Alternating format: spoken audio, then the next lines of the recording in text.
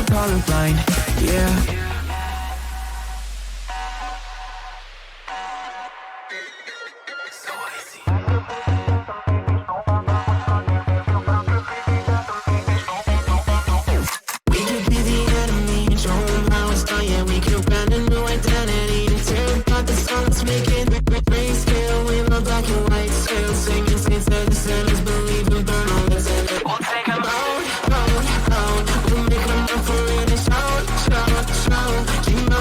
I'll take the wheel, how we feel, we were made for this. Leave the mountains still, make it real, make it dangerous. Been colorblind for all my life, and they kept painting rainbows. I'm colorblind, it's black and white, it seems it will remain. And you've been colorblind for all your life, too scared to even say so. We're colorblind, it's black and white, it seems it will remain so.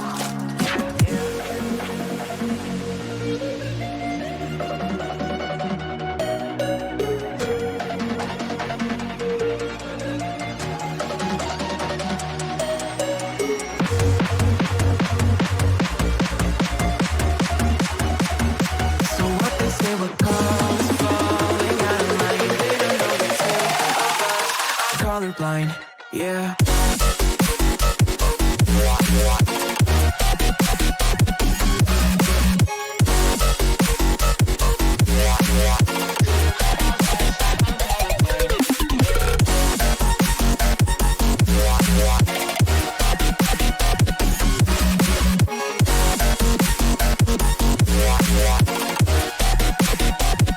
All I know is we're here, that they took us somewhere. So what they say will call us falling out of line, they don't know the two of us are colorblind. All I know is we're here, that they took us somewhere. So what they say will call us falling out of line, they don't know the two of us are colorblind, yeah.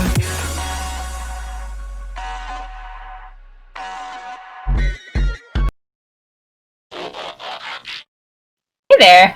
Hello, everyone. Welcome, everybody who is here. I see Trinsic. I see Morgan, of course, and Corrupt. Hello, everyone. I hope you're all. Hold on, no, I'm sorry. Yeah, you might want to fix something. Wait, hold on. Oh, I'm. Wait, what do you mean? Oh, this is interesting. Kay's been cut in half. Yeah, no, I forgot. No! It's the guest one, not the other one. that was my bad. I clicked on the other one. Hi, guys. Hey, Tater, it's good to see you. Alright, let me... So, welcome everybody to. Oh, I need to delete that command. That's. Oh, that's a one current thing. guest. Current guest is the Hold on. command there, Tater. Here, let me. Okay, so, welcome everybody. Welcome Vove. It's good to see you. Today we're back again with another episode. If you don't know who we are, if you look on the top left there, that's Trev, and he runs the show around here. He's here all the time, and when he's not here, he's rendering shit for the show. Well, on the top what I was right rendering is today, it wasn't for the show. But... right. Oh yeah. On the top right, that is the beautiful, talented, and wonderful Mapsio Morgan. On the bottom left is the excellent variety streamer Sugar Melly. On the bottom right, that's me. I'm Rory. You can find links to our channels down below, but the important thing today is our special guest, Kaypocalypse, who's in the center. top center. Yeah, yes. for Oh, once. it's a wonderful. Discord doesn't let us organize where the cameras are. So it used to be that someone would be one big camera in the center, and it was almost never the guest. Genius. We had the guest once. It was usually Morgan, actually. Yeah. Yeah, I don't know why. Because why would they let us control the layout? It would just be it would make too much sense. Yeah. So now they've done a much more reasonable thing. Hi, Lyle. How are you? It's good to see you again. Also, If you don't know Kaypocalypse, I want you to go to that link right there and click that link and fix the mistake you made by not knowing Kaypocalypse. All right, she is one of our team members, an excellent variety streamer, does a bunch of stuff, survival, horror, RPGs, GTA 5, and a lot of body paint. And we're going to be getting into all of that stuff throughout the action of this program. We are actually going to open today with a bit of an icebreaker, actually. which is this question goes for all of us here, and especially for Kay. If you were to be an NPC in any video game universe, which universe would you pick? And why? And why, yes. Animal Crossing. Good choice. Ian. I don't know. Oh, You wow. get your own house. You enjoy literally have your robbing own people? house. Yeah. Honestly, that might even just be the right answer. Like, Honestly, yeah. Why is it Animal Crossing? I had to think of I've been playing The Last of Us, and I had to think of the opposite of that. And that's where I'd want to be, I think. Damn. I feel like that fits all those yeah. boxes. It is the opposite of all. Because, like, there's nothing trying to kill you. There's no, like... Yeah. Well, because the violence, thing is there's that no- if you're an NPC in Animal Crossing, for one thing, you're some kind of cute animal. So you get to choose what kind of cute animal you are. And then, like, one of your little friends just comes by and just gives you gifts and talks to you and stuff. And that's it. Like, you get... And there are you no get- expectations of you You at get all. plop down by a tree, sipping on some cherry juice, you know? It's all good. Life's good. Just That's sitting probably the most randomly in the middle of nowhere. relaxed That's a answer really ever. good answer. Damn. You don't have to stress about turnips because you don't have to worry about that. They're not your responsibility as an NPC at all. Yeah. Yeah, You can all just the talk about how loans much are you like like, snacks. just- wow, you have a yeah, house but no loans to pay off. Like that's the dream. yeah. There's no interest. Yeah. Oof. That's okay. That's good. All right, Okay, Trev, that's try to it. beat that. What can you do? What do you got? An NPC in any game. All right, come back to me because I don't like. I need to Okay. think about this. Melly. Oh my goodness. I feel like that's I don't know. I like is it cheating to concur? No, You it's can live in Animal it's Crossing. again, it's arguably correct. Yeah, because you know, like a lot of video game universes, I feel like are terrible places to live. Like you wouldn't Yeah. want to live in any of these, any of these places. Sure. Yeah. But I yeah, also Animal don't play a lot of sounds like super happy chill. games, so like. Maybe you Animal should change that, Crossing sounds Trev. super chill. You just chill on an island. Sounds fantastic. So I'm gonna another point for Animal Crossing. I think. Join us. Oh, okay. No, I got it now. I'd be a NPC in Persona because I don't have to do anything. I just kind of stand there and sit there, and like people will come up and try to be my friend. That's good. Morgan. Okay, so my answer, what it was going to be Animal Crossing. But I'm gonna throw another one in there and say, okay, I was going to say a specific one, but I'm just gonna say like a farming sim. Harvest Moon, Story of Seasons, Stardew Valley. Because most likely you're just this nice little person, living on like a nice little island or a nice little teeny little village with a bunch of people that you probably have already known for a long time. I would, in particular, I'd want to be one of those ones that just like has a teeny little ranch with like a bunch of chickens, and I get to name all the chickens, and then some person just comes up to me every once in a while and gives me a gift, so I can be friends with them. That's a good choice too. There's a theme, Yeah. and it's random gifts. Yeah, apparently that's the. I have to say, Tater's answer is really good. The Star Trek universe, which is like my favorite thing ever. That's a good answer. My answer is actually also Persona, because I think the Persona world is really interesting. And what I like about it is like all the like creepy shitheads get brought to justice. In the Persona universe, you're just like, hey, that guy's creepy to people. And then before you know it, he's like fired and disgraced. I'm like, beautiful, beautiful work, Persona. So let me get this straight. Okay, so let me get this straight here. All of the games that we chose today all had to do with NPCs that do nothing and just make friends Yes. and get gifts. Yeah. No one here is interested in doing anything. Like, no, So, like, zombie killing. you don't Originally, wanna, my answer was gonna be like steal cars. Skyrim, but like I was like, I don't want to have to deal with like random dragons and bullshit. I was like, I don't know. Like get the plague? I don't think so. Yeah, I don't want to deal with any of that. I don't want to become a vampire or deal with werewolf. I don't want any of that. That's what I'm saying. Like I was thinking about all my games that I love to play, and they're all like horror games or like yeah, they're all games depressing. It's like I don't want to yeah, be. games I don't want set to in be a game. universes with like a lot of violence. And it's like I don't need that. I just want to chill. Yeah. I feel like NPCs are too expendable in a lot. I guess of another games we play. runner-up would be like Pokemon, because like you don't. Pokemon would be fun, yeah. Oh, as long as you're okay with some random kid coming into your house whenever he wants, whenever they want. It's just like, all right. Wait, so can I have a question about the whole Animal Crossing thing? Are you like new to Animal Crossing, or is it something that were you involved with like was it New Leaf was the first one? Yeah, I don't know. Honestly, I didn't know anything about Animal Crossing until like 2 months ago. Same. Yeah. I never had played it, and I wasn't really planning on playing it. My sister got it, and she doesn't really play video games, so I just it was kind of exciting to be able to play something with her. Yeah. And I think that's what I love about it actually is I play it with people that I never have played video games with before ever, and probably there's no other game that we would probably ever play together, but it gives us the opportunity to hang out in that space, which is cool. Especially being isolated as we all are. That's what I was actually gonna say. I got the new Nintendo Switch of it. Like, so I actually have it right here because I was playing Animal Crossing. I got like the Animal Crossing edition of it. Jealous. So I was super happy about it. And I had it pre-ordered for like months before then, but I was trying to figure out what I could do with my old Switch because I had one since the day that it came out. And so I was talking to my mom, and I'm like, Mom, would you want this? Like, would you want my Switch? And I showed her Animal Crossing, and she got super excited about it. So like for Mother's Day, I basically got her like a whole big Switch setup. Like I gave her my old Switch. I got her Animal Crossing, Stardew Valley, Untitled Goose Game. I got her a bunch of games. Got her like a case and everything for it and a controller. And she's been playing Animal Crossing nonstop. Like she usually works in a school, so right now and so do I, so we have nothing to do at the moment.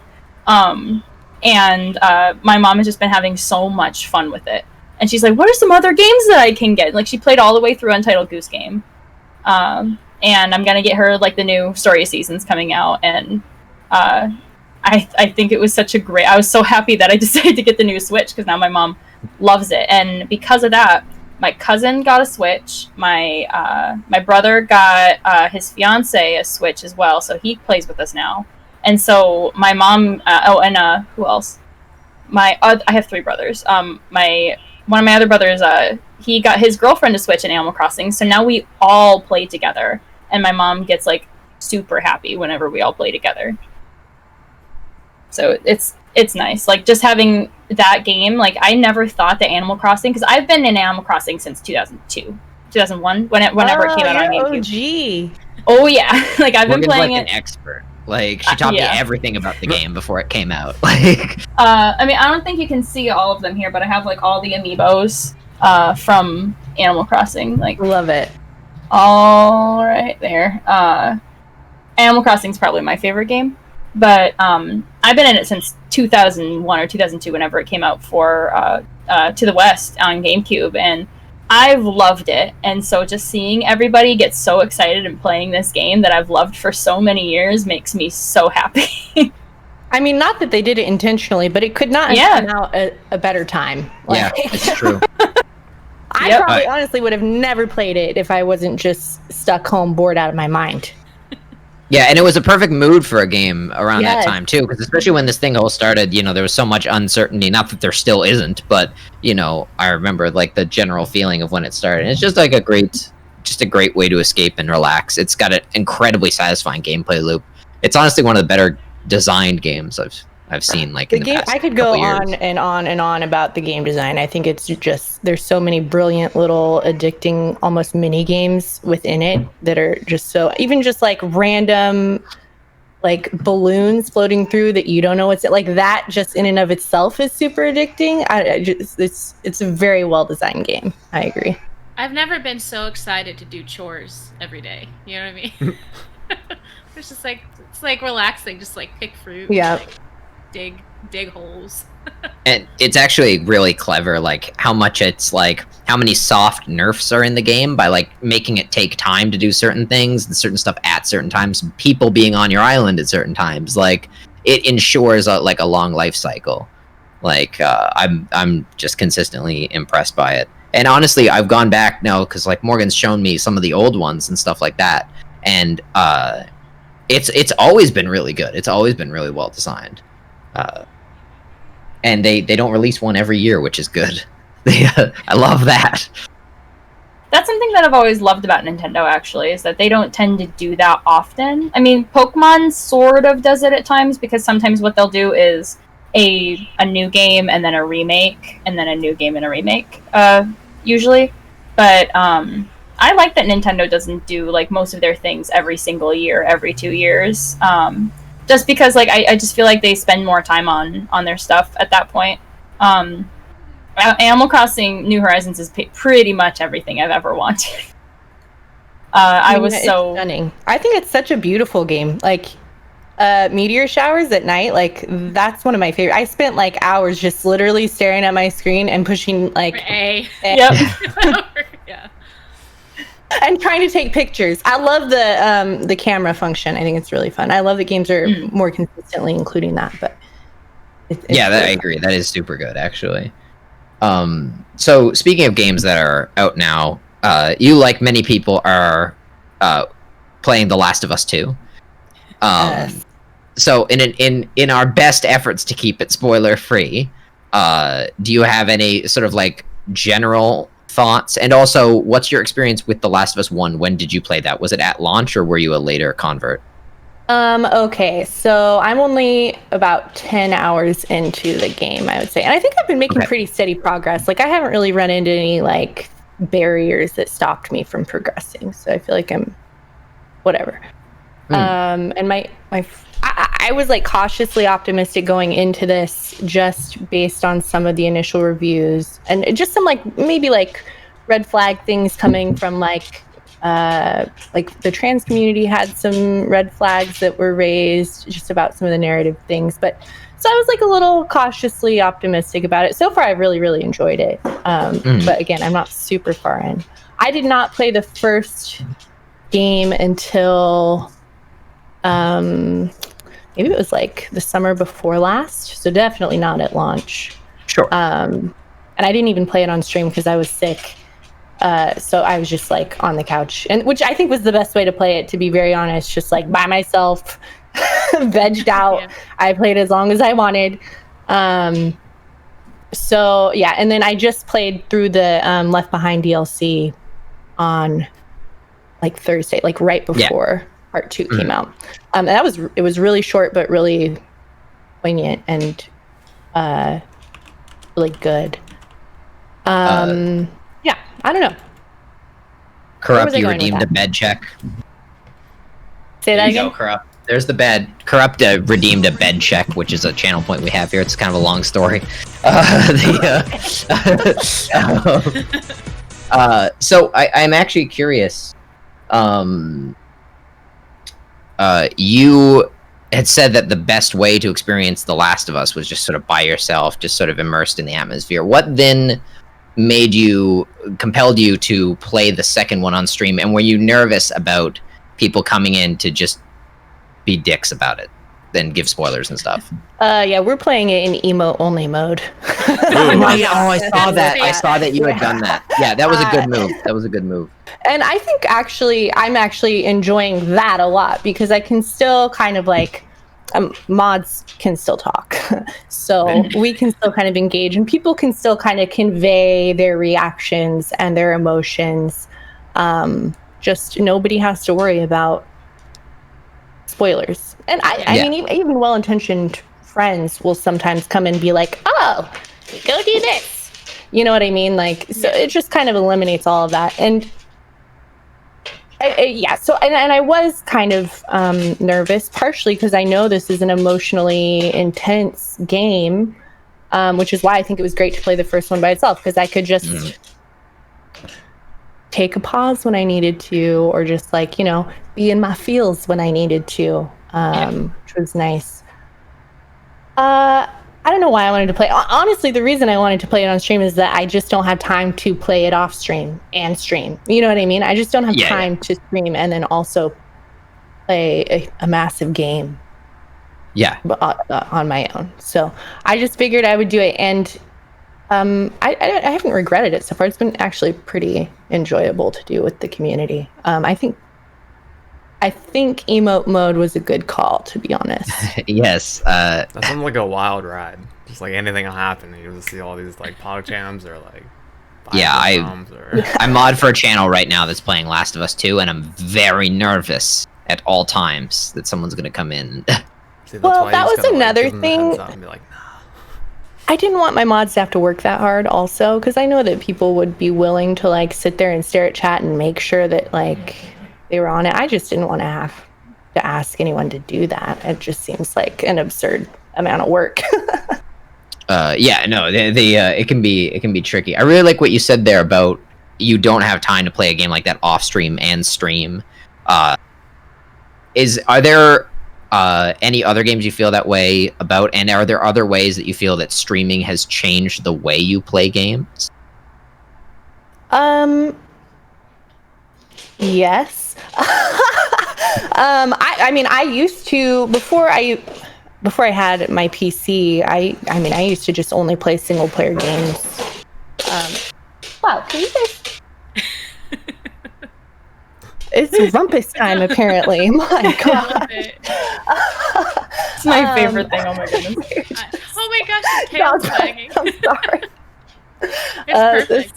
This is my life. I used to, I pretty much only played single player games and just narrative driven games for the most part. You know, like, and like games like Crash Bandicoot, I used to play the crap out of that, or like Spyro. I loved those games, and like Mass Effect was one that I really loved, that series. I play a lot more multiplayer games. I do a lot of RP now, a lot of survival stuff.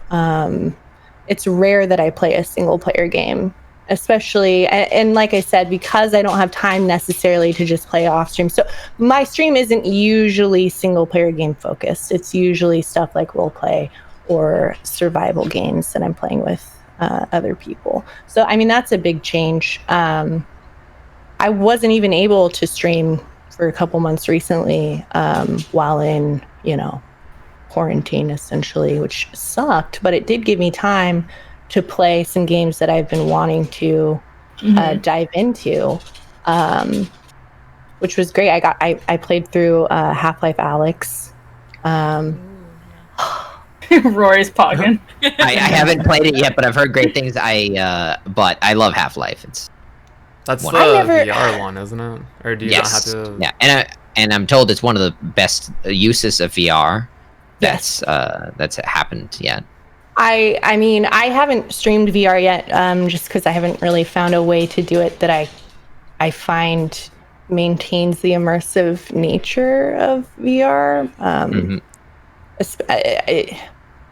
I could go into that, but I got to play I think it's one of my favorite games of all time. Just overall game experience, there was not a moment that I was bored, and it's like insanely immersive. It's so cool looking. The game mechanics are super fun, and it's just like the progression is just so like not persistent. It's a very well-paced game. It's brief. It only took me like 20 hours, but anyways. To answer the question, yes, streaming has changed the way I play games. It also has changed the way I approach games. I don't necessarily... if you're just kind of on the couch and vegging out, you're not necessarily thinking, at least me, I'm not necessarily thinking as critically about the game as I am if I'm streaming and kind of engaging with people and thinking about shit to talk about. Yeah. So I do think maybe more critically about narrative and game mechanics and what goes into maybe the creation of the thing I'm playing now. So you said about getting your PC, and when you got your PC, you started getting into more multiplayer games. What's your console PC history prior to getting a PC, and whenabouts did you get a PC? Oh, I mean, as early as I can remember, we had a Sega Genesis, and even then had a Sega CD at one point, which I had to like spend a day researching to make sure actually existed. It did. Sega CD, not a Sega Saturn. I've never heard of that, so. Most people haven't. Yeah, It existed for a very brief period of time, and it's probably because it just like I think we had ours for like a year before it just quit working. I remember playing, what was that game? Echo the Dolphin on that. Oh, I remember that. I was very young, but and then I remember I got my first PlayStation console. I think for like my 8th Christmas or something like that, and that's when I got super into Crash Bandicoot. Oh man, I loved that game. And Spyro and Frogger. Spyro was amazing. One of the best trilogies ever on the PS1. Oh, it's so good. Did you must have gotten the new like the remakes that they did of both of those? Yet. No, you haven't about that, and I was kind of like, oh, I don't know if I trust them. They're so beautifully well done. Like, I'm so surprised, actually. I'm a huge like old school Spyro fan, and I haven't played the remakes yet, but I've watched them streamed, and they're really, really true to the original artistic vision. They did a really good job. Like, if That I was can my say, concern, actually, honestly. I haven't actually gotten to play mine because I have Spyro on my Xbox One. I don't know why I got it on the Xbox One. I don't play my Xbox One often, but I should probably bring it up here. But we watched our friend Tiff actually play through all the Spyros, and even though they completely like revamped everything because of because all the graphics are completely redone, everything looks so nice and so new. But like Tiff had played the old ones also, and she said that they absolutely like still recaptured everything. Like awesome. All the feelings that she was feeling like when she was a little kid playing them. She said they just basically like slapped her in the face with nostalgia again. Yeah. You definitely enjoy them. Like if you really liked the old ones, you definitely really like them. Not to mention, they're actually doing a Crash 4. I don't know if you saw that, but they did announce that they're doing a Crash 4 as well in like the same kind of style. I didn't watch the full announcement, but I saw a little. I know it exists and is coming, and I am intrigued. It looks really. Me and Morgan watched it, and it looks like they've done a bit of recoloring on Crash. That does look honestly a little seems bit different. Really good. Yeah, it seems, like I really like it.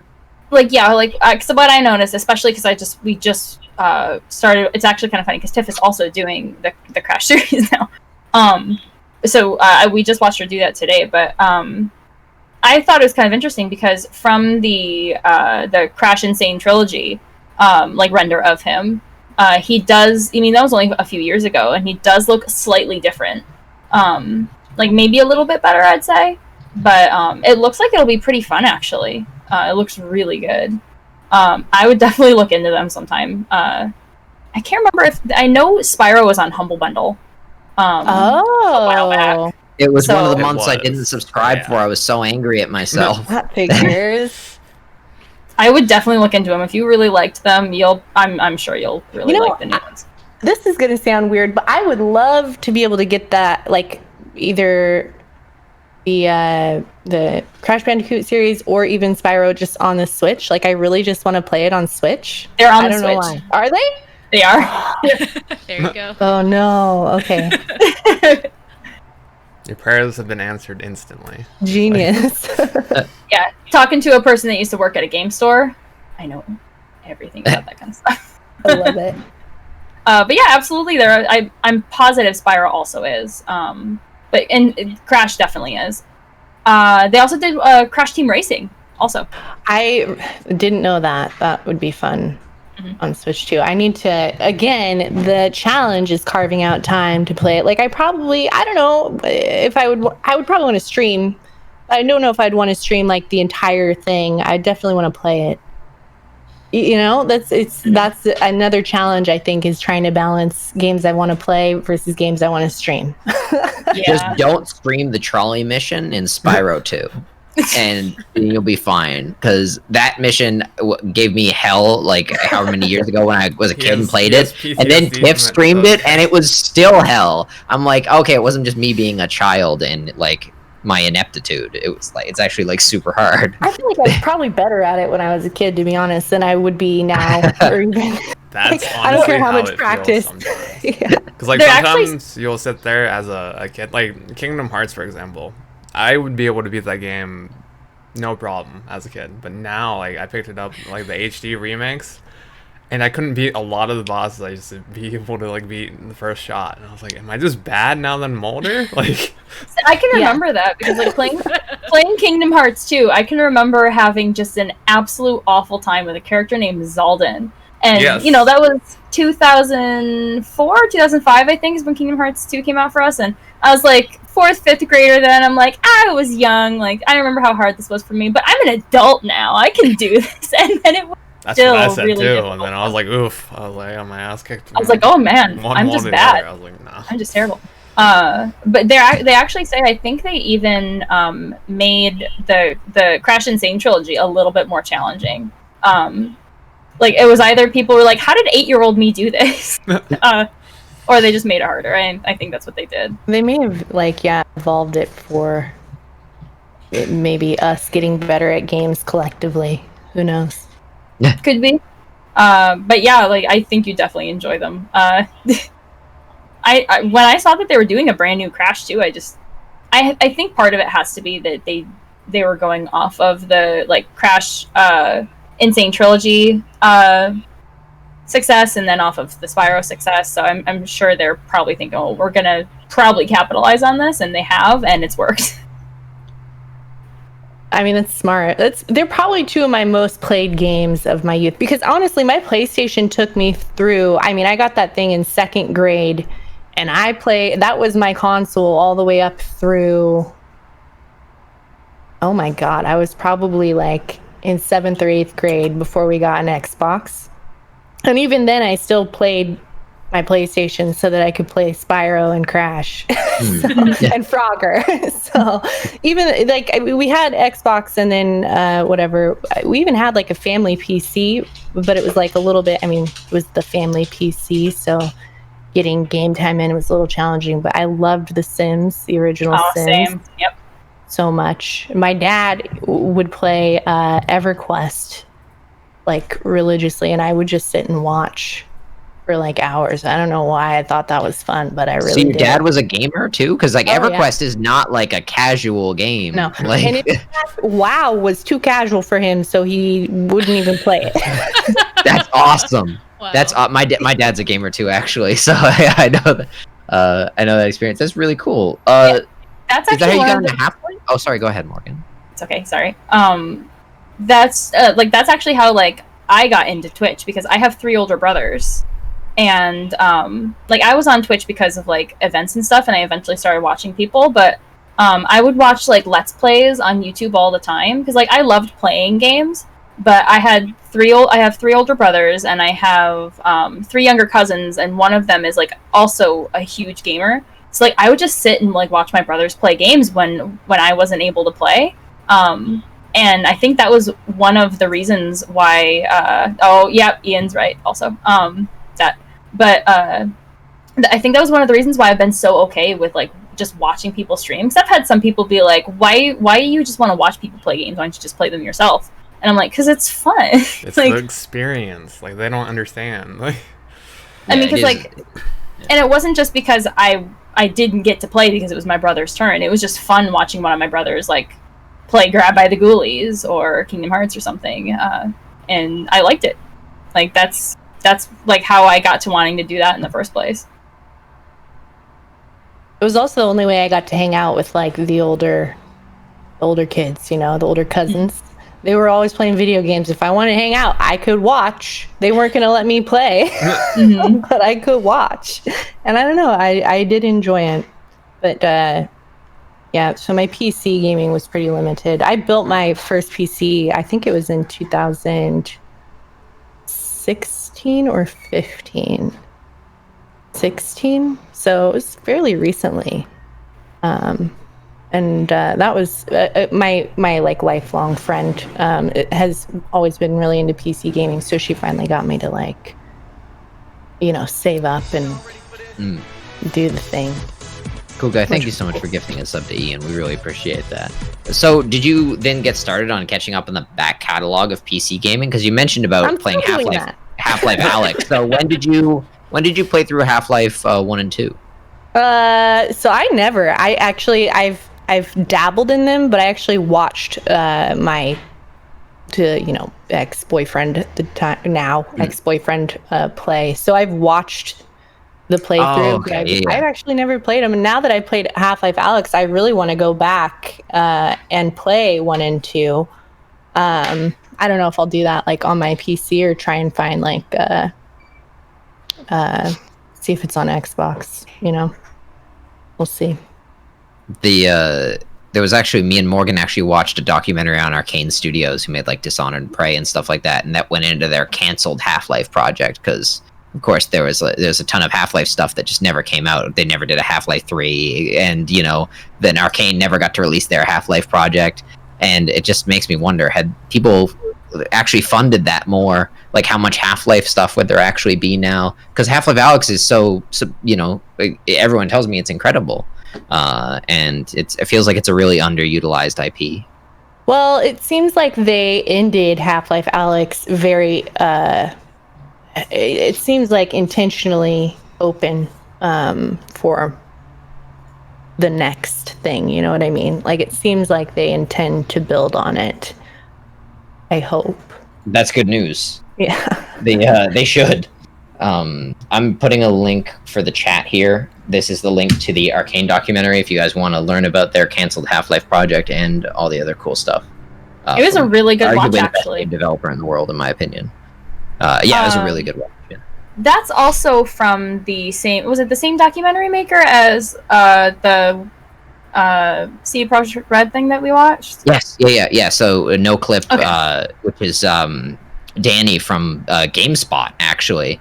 Has run all these documentaries. They've done documentaries on GOG and CD Projekt Red and Arcane and a whole bunch of other gaming stuff. And they've got more coming later this year, and they've got a Dishonored one coming up.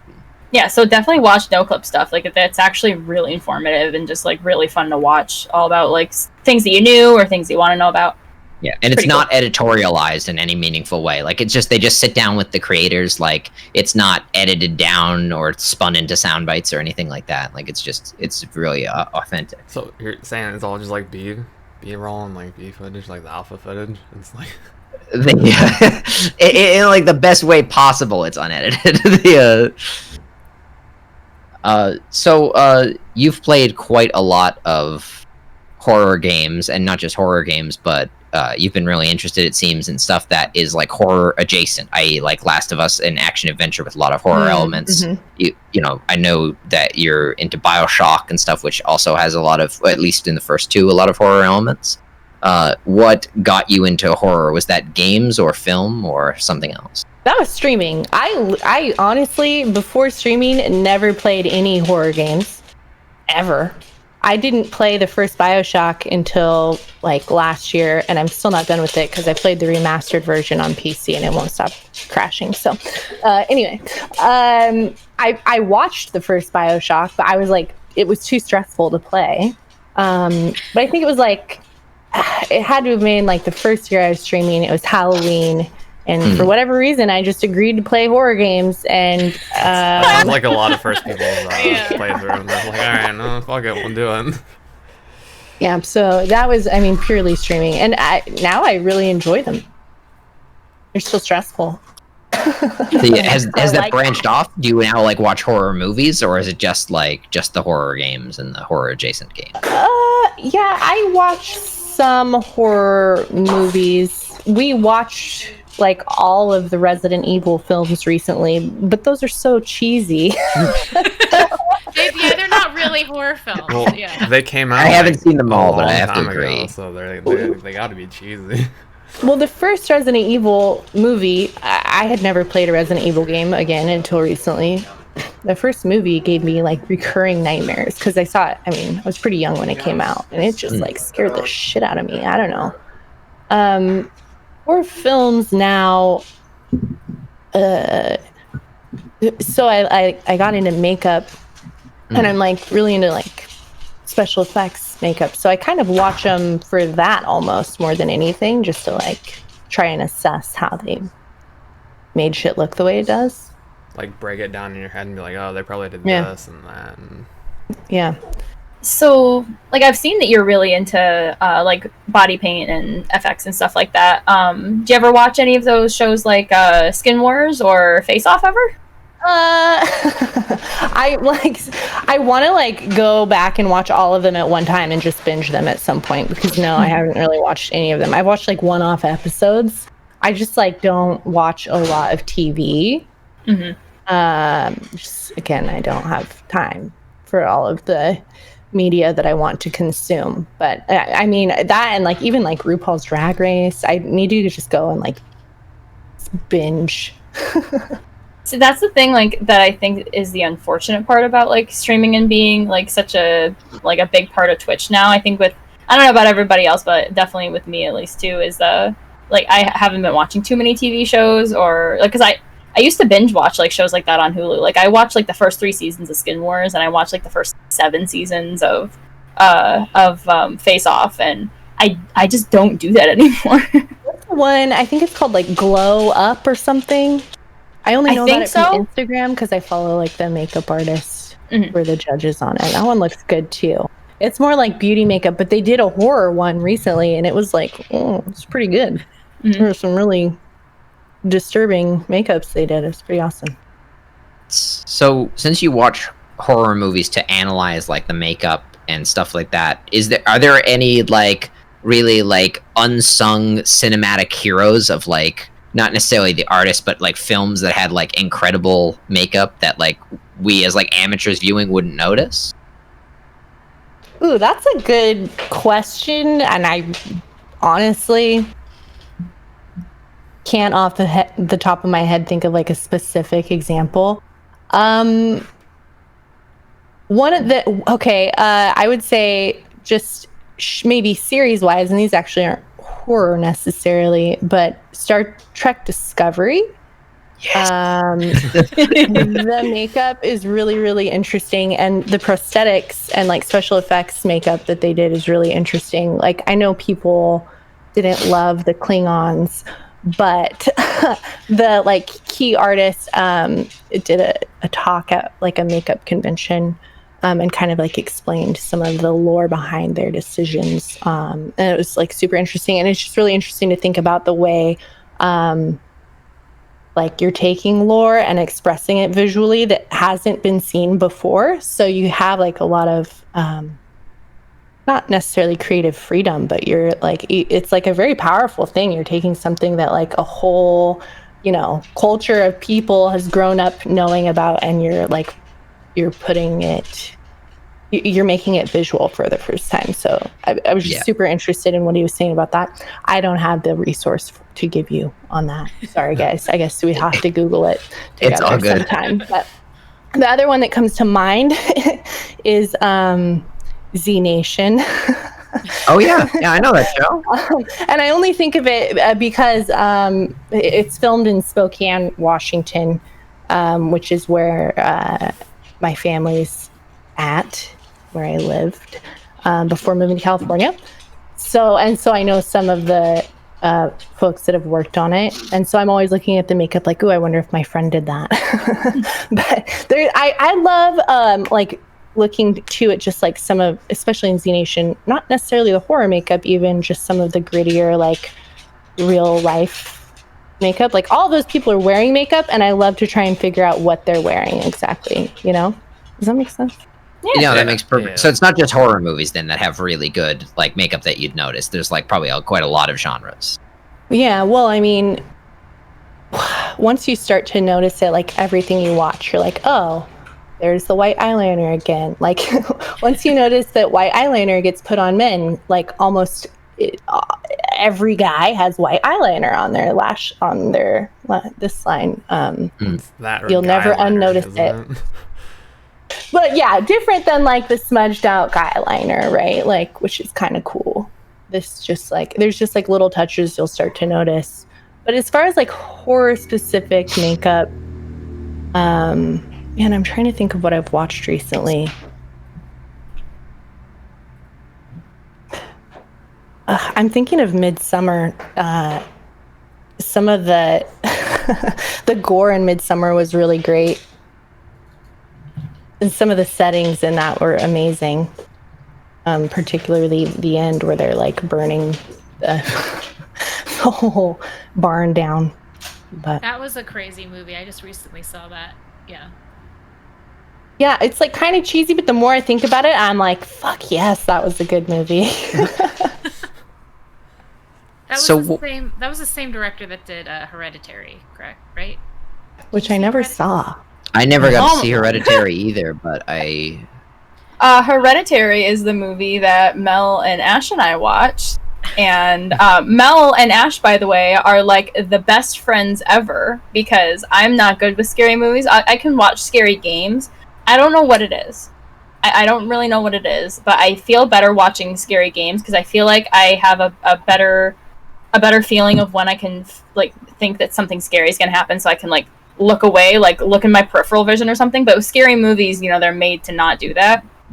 And scary movies have never been my thing. I can do scary games, but just haven't liked scary movies.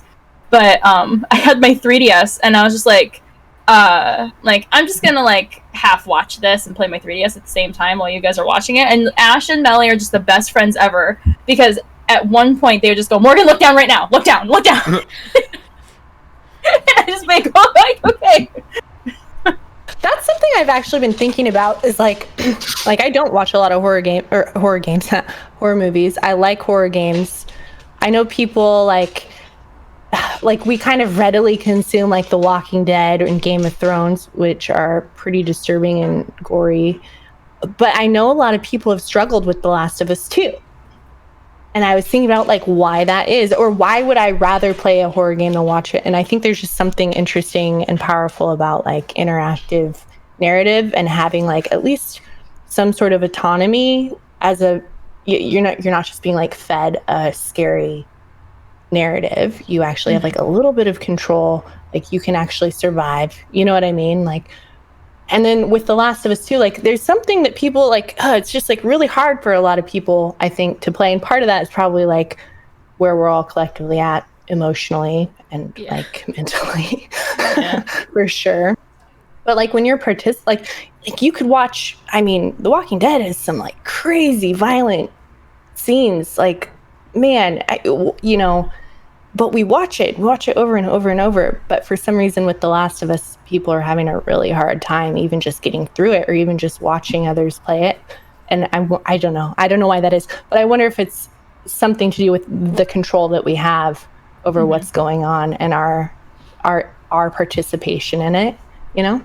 I think like I've sort of had that experience too because I came to appreciate horror as a genre later in life. Like it's only been probably in the last 5 years where I've started watching horror movies and playing horror games as well. And I do think that comparatively, I find the horror games to be way more terrifying than the horror movies, if that makes sense. Because it does feel more immersive because I think also too, if it's like a storyline, you're investing like 20, 30, 40 hours into this experience. Whereas like a movie in some cases, like, you know, it's 2 hours and then you can kind of walk away from it where like the video games almost require more of you as a person. Well, in some ways. I also think like, especially like say watching you, for example, Mel, like when you were doing like Alien Isolation, like it just makes me think because like what you said, like you're spending so many hours on it, but in a movie, scariest game I've ever played. It's the scariest game I've ever played. Yeah. But like, cause I know that probably like during a scary movie, like you see something is happening, like there's the monster, you're like, oh my god, girl, get out of there, get out of there, get out of there. But like Mel, for example, playing Alien Isolation, like she heard the monster and then saw it. She was like, oh my god, I have to get out of here. So like, not only are you like watching the character have to like try to get out of there alive, you're having to do it yourself. Like it's you. Like you are the one that's having to like run and try to hide an event, like to get away from the monster, and then watch it like inch past, hoping to God that it's not going to find you. And I think that does make it like 10 times like, you know, more immersive.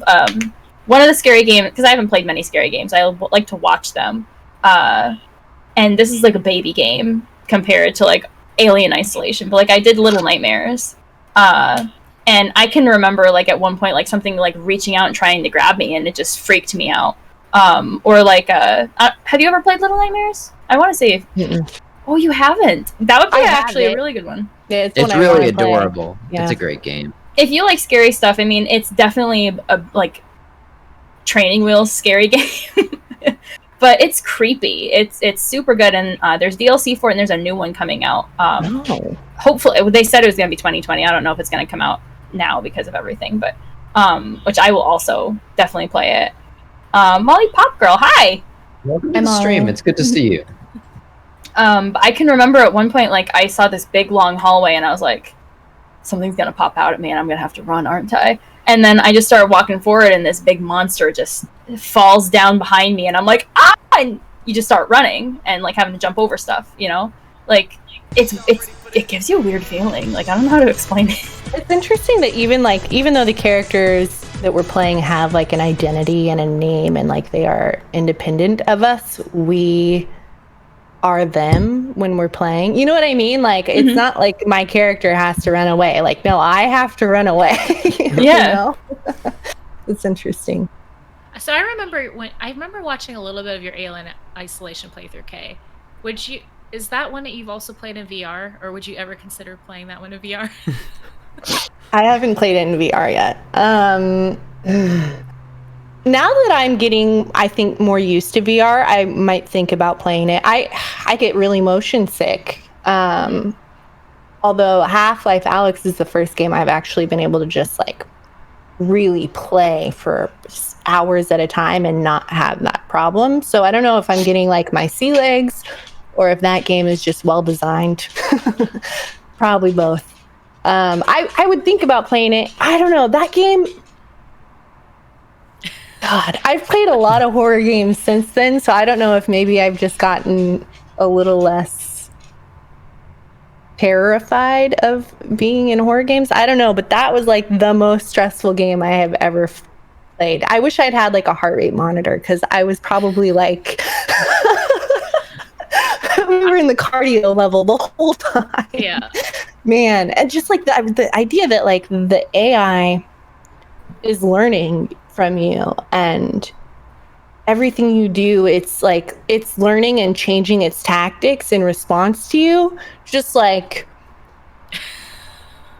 the AI in that game is flawless. It's one of the best designed game AI. I love this stuff, by the way. Game AI is like my favorite shit. The AI, for those who don't know, there's a really great article. In fact, let me link it for the AI in Alien Isolation. It's exceptionally well designed. Here, this is okay, for those in chat, here's the link. This is Dr. Tommy Thompson. He is one of the best like AI scientist people. He was like one of my idols when I was doing game AI. Please watch all of his shit on YouTube. Speaking of AI, just side note, have you watched, there's this stream, what the frick is it called? It's like basically the concept is it's like a live TV show, and they're like, there's a host and like a co-host and then a scientist guy, and they're basically like teaching this AI, and then like chat can like affect the music based on like chat's reactions, and it like changes the score live. Okay, so I am now extremely upset that I didn't know about this before. It's like, I watched it for a good minute. I didn't have time to watch the whole broadcast. I think it's weekly. And it's like super cheesy kind of. If you come up with the link, can you DM it to me on Discord? I have to answer this now. Hold on. Do your thing. I also, by the way, I also have an extreme sensitivity to motion, and that's why I can't play Wolfenstein, like the Wolfenstein games. Like they look so good, but I'm like, why? I tried on stream and I lasted an hour.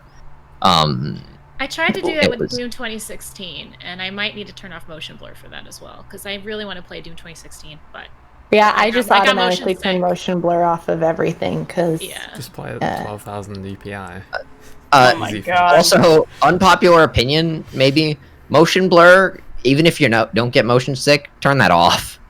Like, why is that not the default? I feel like most people don't play it. I don't love motion blur as an effect. As someone who doesn't get motion sickness, I never understood the whole like motion blur thing.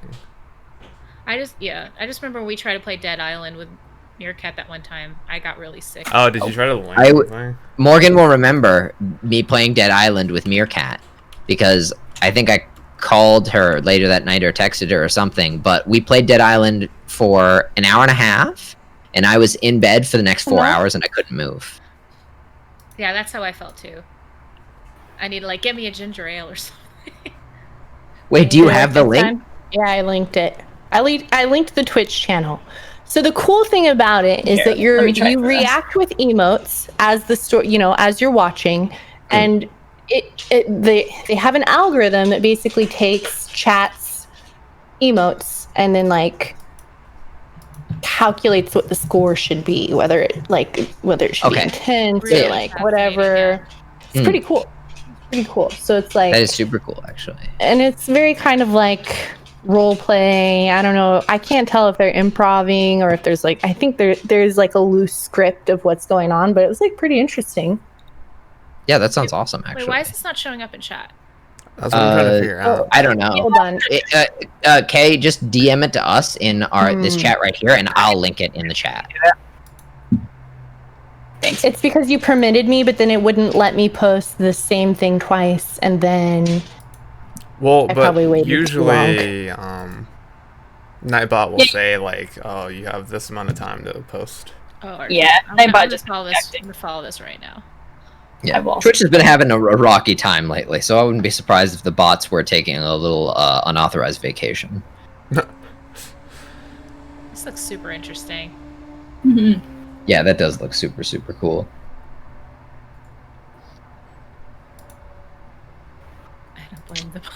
I have to know, by the way, what got you into Star Trek? Was it the makeup thing, or was that an earlier thing? No, I think I've been watching Star Trek pretty much my whole life, but like I mean I have very early memories of watching like Next Generation, with my dad. And then I found them on Netflix and just binged all of it, and now I've watched all of it multiple times. Like all the series? Oh yes, all of it.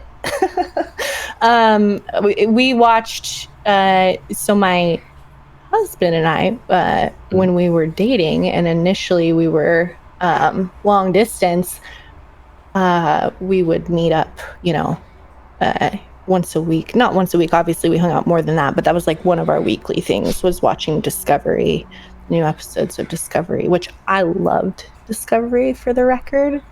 I haven't seen all of it, but what I've seen is actually terrific. It's so good.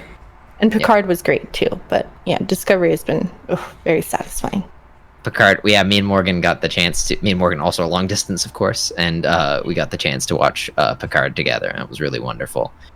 Discovery is special. For those who don't know, like, Discovery is in prime timeline. Like, it's not canon with the J.J. Abrams, like, Kelvinverse thing. It's like, it's actual, like sort of proper old Star Trek. I think it's honestly, it's carried on, like, the legacy of Star Trek in a really authentic, like, I don't know how much we want to delve into the politics of it, but you could get really deep into it, but it's yeah, go ahead. No, you finish your thought.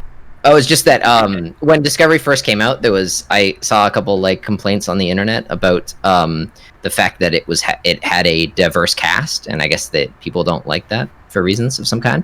But that's actually, I think, really true to the original intent of Star Trek and like the idyllic future that Gene Roddenberry was trying to build. And if you look at the various iterations of Star Trek, the casts have become increasingly more diverse, and I think that's true to form. I don't think that's as new a thing as people make it out to be in the world of Star Trek. Oh, it's like, I feel like intrinsic to Star Trek's identity from the very start. I mean, anyway, that's silly. That's intrinsic to Star Trek. Yeah, I agree. Star Trek has always been political, I think, just in its existence, just in its casting from the start. So yeah, no, I agree 100%. See, you say that and you sound surprised, but just know that if they didn't have a diverse cast, there'd be someone complaining that there wasn't a diverse cast. I would be. Yeah.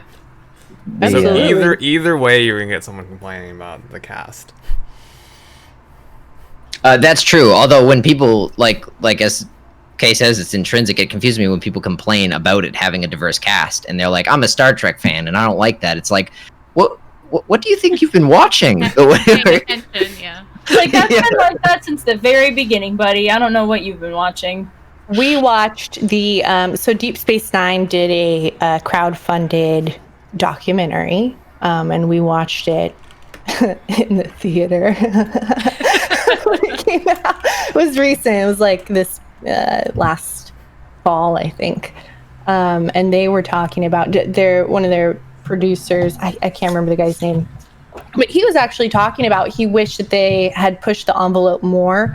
Deep Space Nine, like when it was, when it was coming out, people weren't all that stoked about it. They felt like, Star Trek is supposed to be about exploring and blah blah blah, and they're stuck on a space station, blah blah blah, a bunch of stupid nonsense. But he was talking about that in general. He wished that they had pushed certain things more, like some of they had opportunities to present some non-binary narratives that they just avoided out of not wanting to like have to deal with that, and that's something that I think Discovery has done a really good job of, is not shying away from some of those topics that might be, even now controversial. They just kind of dove right in, went for it. Yeah. Love it. Yeah, no, I agree. I agree 100%. And they've even gotten Jonathan Frakes back to direct a few episodes. Which, for those who don't know, he not only played Riker in the original, but he directed what are, in my opinion, the best Star Trek movies, which are 8 and 9, First Contact and Insurrection, respectively. And I think they had good sense to bring him back on for some more.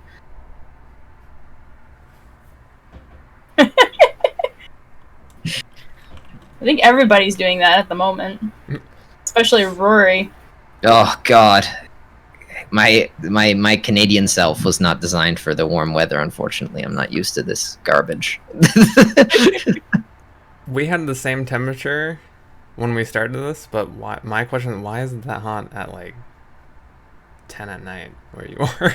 That's what I'm telling you. It's like, oh, it's ridiculous. They are you allowed to swear? Yeah. Oh, yeah. Don't worry about it. Oh, yeah. You don't have to worry about that. I didn't ask. I just happened. No. Don't worry about it. Yeah, don't worry about it.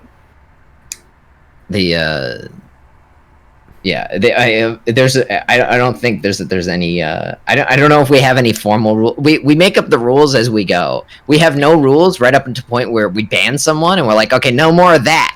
Yeah, like once someone screws up, then we make a rule. But like usually, it's just like,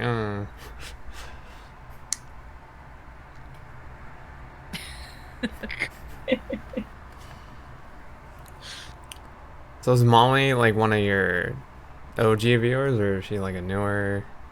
Molly's a good friend. She does mod for my stream, but she also is a fellow admin for our roleplay community.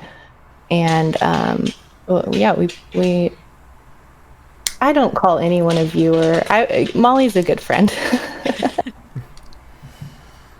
How did the role-playing thing start, by the way? Because that was so back when I first found your channel through True Variety, that was my first exposure to that like concept, because I was still very new to Twitch. So what was your first exposure to that concept, and how did you get into it? Well, for whatever reason, my good friend who encouraged me to build my computer, I guess is the reason, she showed me like a video before I even started on Twitch. She was like, first of all, she was like, you gotta stream, or like, and so she was showing me Twitch and like showed me this movie that Mr. Moon made. Are you guys familiar with Mr. Moon? He's a streamer who is pretty known for roleplay, and his community, the household, they're all role players. So yeah, I guess that was kind of my first introduction to Twitch was role play. And he did this whole 2-hour long movie basically of, I want to say it was Rust. It was Rust because the Candleman can, and he was wearing the candle. Yeah. And I was just like, what is this? This is crazy and amazing. And so that's what I started watching before I watched anything else on Twitch. And the first thing I wanted to do was like figure out how to get onto one of these servers and roleplay with these dudes, because it was just the coolest, weirdest shit I've ever seen. Yeah, that's how I got into it. And so the first, roleplay I did was on NoPixel's Arma 3 server. Actually, and that's the only Arma that I've played is to roleplay. But yeah, that's how I got started. Is that also how you got started in DayZ then, by extension? DayZ,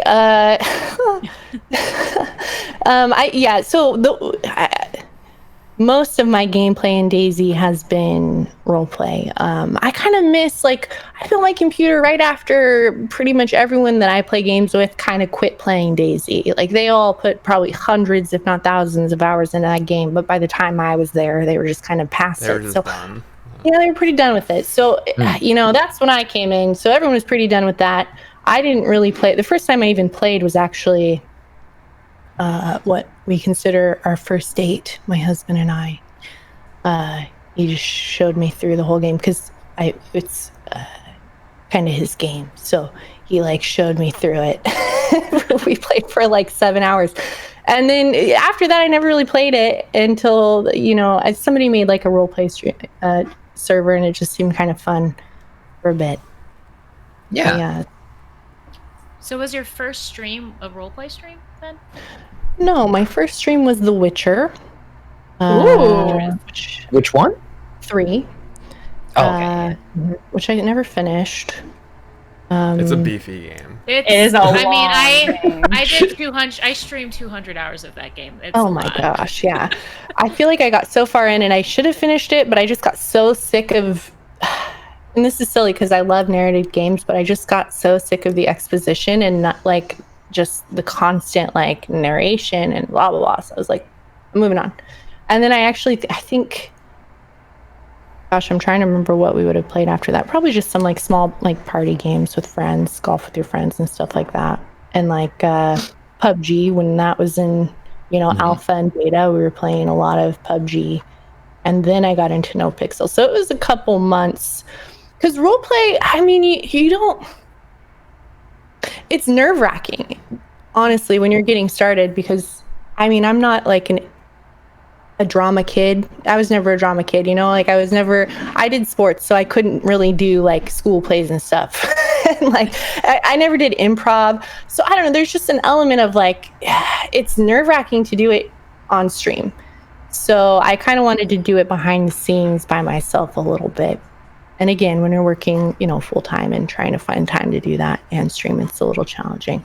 So that kind of slowed me down a little bit. And then too, there's just, even when you're not streaming, there's a certain element of you're kind of on the fly, just making shit up as you go. And I don't know, other people's enjoyment of the game kind of depends on you being good at it almost. And I don't think any of that's necessarily true, but that's what my mindset was going into it. So I was super nervous getting started with it, honestly. So I was a little slow to just jump in. And plus you have to the servers I wanted to play on, they're whitelisted, so you have to apply. It's kind of a process, so they get you all stressed out. There's pressure. There's already pressure you're putting on yourself, but then also pressure that's coming from the community. Yep. Oh yeah, that's when Molly and I met. I was playing PUBG, and you only hung out for the music. Damn, these call-ons. Not for the gameplay. The music. Did you play music on your stream at the time? Yeah. Yeah, we used to just play music on streams, and it was not a problem. Remember those days? Yeah, remember when we could do 2020 has changed a lot. Yeah. Those faraway days of a week and a half ago. And it's not even like we can be like, all right, well, we can just go to Mixer because we can play music there. Like that's not anymore. Nope. No. Turns out my poor buddy Ninja, he's heartbroken.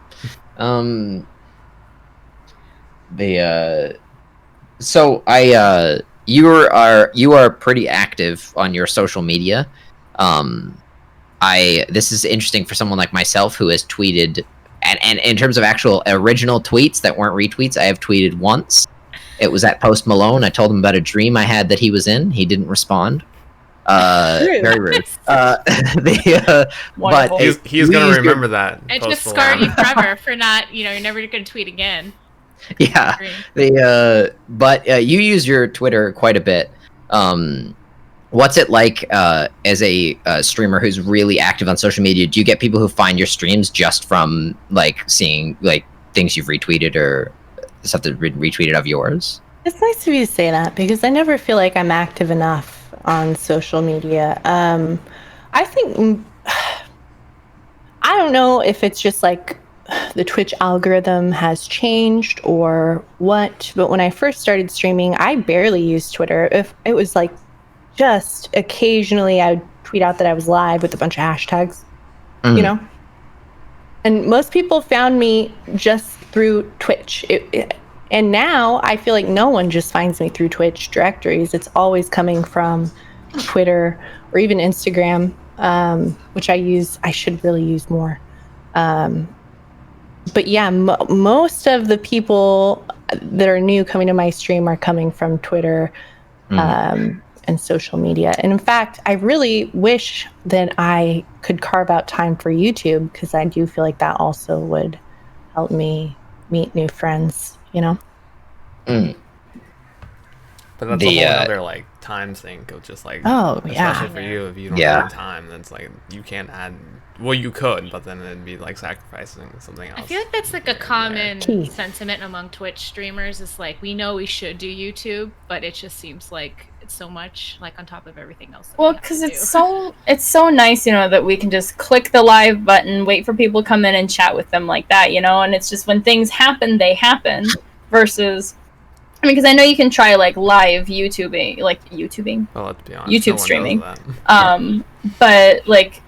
I always I would watch these people on YouTube like doing like their little intro thing and like cutting everything up and then re-editing everything and editing and all these other things that are happening, and I'm like, that is so much work. And it's dedication, don't get me wrong, but post-production is a nightmare. It's just so much work. Exactly. Trev knows. Yes. I mean, at least Trev does a ton of it. I waited 5 hours for a video that was not even 3 minutes to render out. Wow. I did a similar thing today. I rendered like a 1.5-minute video today, and it took forever. It's like, and Trev does it all the time. Trev does it way more than I do. I only have to deal with it once in a week maybe. Did everyone make a channel trailer? I have to. I'm glad you brought that up because I sent everybody a script, and I was like, all right, send me the video clips when you're done. Not one person sent me back video clips. You know what? I have never in my life asked people to send clips, not even of me for my shit, but like, send us clips of role play so I can make you some shit. No one has ever sent me clips, ever. In my life. I had to like offer my services, so Tiff, the person that we mentioned few times. Molly, you don't count. I volunteered because I was like bored or whatever. I was like, yo, like if you want, I'll make you like a clip montage or whatever. So then like, I had to ask her for clips. Like, it wasn't for my channel; it was for her channel. But yeah, even giving them from someone else was like a pain in the ass. Yeah, YouTube is the thing that gets me about YouTube is like, well, there are two things. I mean, one of it, I think it's pretty hard to form a community. Like on Twitch, we can raid people, and it's like really wonderful. I'm like, hey, you got to meet this whoever it is, and we go on over, and it's like, and they see, maybe someone I'm getting to know, and they see my name, and we talk. And like on YouTube, you can't do that. And honestly, the other thing is like when I hit go live, honestly, is like yeah, like YouTube, all you can do is comment, and like they'll favorite your comment or like reply or something, and that's it. That's really like one interaction. But like Twitch, it's like you can go back and forth. Twitch is just such a unique platform, though. Like I remember I tried to like bring my Twitch chat energy to an Instagram live session, and you immediately stick out. I am terrified of going live on Instagram. I don't know why, but I just can't. I can't do it. I'm terrified. Announces everybody who shows up, and then be like, "Oh, this person." Yeah, you can't just slip in there. You can't lurk. There's no lurking. Yeah, there's no anonymity. I don't like that. I've never watched anyone stream on Instagram either. Also terrifying. Honestly, I don't know. Do you guys remember? I don't remember. It wasn't Vine. It was like Periscope. I actually used that. Oh my god. Once. Oh, I remember Periscope. And I don't know why I used it. I think it's because I knew some other people who used it, so I was like, all right, let me hop on this trend, and then I did it. And I streamed on Periscope while driving, which I shouldn't have been doing. But yeah, the most recent live stream I watched was actually a cooking stream on Instagram, and it's funny because like the vibe in Instagram chat I just feel is like so different. It's just like, hi, checking in from Chicago, hi from Washington DC, and it's like that's all that the chat is. And so if you try to like joke or troll a little bit, like people are like, what is this? To be fair though, that's a lot of Twitch too. Like I don't know what it is about people on Twitch. It's like people will come in and be like, hi, from Brazil. It's like, oh, okay. Like I guess I'm just used to like the smaller communities, where like there's a bit more banter and interaction. Oh yeah, no. Rest assured, if I ever go live on Instagram, it was an accident. Well, and like what Rory said, for the is doing that. Yeah. It's going live on accident. I'm like, oh shit. Oh my god, yeah, that's actually. Oh my god, now I'm gonna be scared of that. Morgan remembered what happened to my roommate. Oh. Mm-hmm. Yep. Yeah, that was she was like absent-mindedly like tapping on her phone and ended up posting a bunch of random photos on her Facebook story. Oh no. It's just like a nightmare. She was like, it's really lucky that I didn't click on anything bad. Big yikes. But like what Rory was saying though, like especially with raids, it's so nice. Like we have, like I really feel like you can have like a bigger sense of community with Twitch, because like you can see all like all the people like that are live right there, like on the side of your screen. And what I also really like about it is that not only can you raid people that and bring all the people like to your like from your stream at that moment to like a friend of yours, be like, oh my gosh, please follow this person, they're super great. But you can also like randomly find people too. Like reason why I bring it up is because 2 of the people I guess technically 3 now, I want to say maybe, but I know at least 2 of them, Fabled Vixen and A Girl in Her Games, like they're on our stream team now, and both of them Pasta was one of them. Okay, I couldn't remember if Pasta was one of the random ones.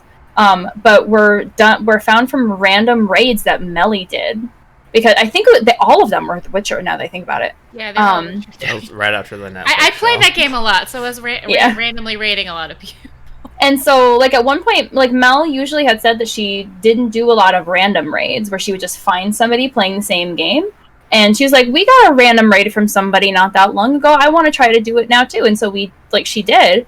And that's how we found Megan and Rachel and Vix. And now that Rachel's the one who rated me. Oh, Rachel was the one who rated you. Okay. So then I was like, I want to like pay that forward. So sure. And because of that, like we found all 3 of those people who are now on our stream team. Like that's how well we know them now. Like I know at least for let's see, for Vix, I think I'm up to like 7 months with her or something like that, or how long it's been. But like. It's been like insane, like how long it's actually been with some of them now. But and they're all on our stream team, and they're all really good friends of ours now. So even just random raids, I like being able to do that. Where like, who knows, like if you're gonna make like one of like a new lifelong friend, it's interesting. I think there's also the sense of feedback too. When I hit go live, like Trev and Morgan are there usually immediately, and so it's like a positive thing. Usually, like, hey, how's it going? And we have an exchange. Whereas like you could post a video to YouTube and the first comment's like, hey, fuck you. Like, and you're like, wow. Like, or one of those bots that are like first or like, hey, let's be friends, and it's like, yeah, what? win a free iPad. Yeah, exactly. Yeah, and it's like, oh, that's Oh sad. no. Oh my god. Oh, Oops. literally the most horrifying moment of my life. That's when you should have been like, uninstall everything, and like, what? Like, that wasn't me. Like, that was.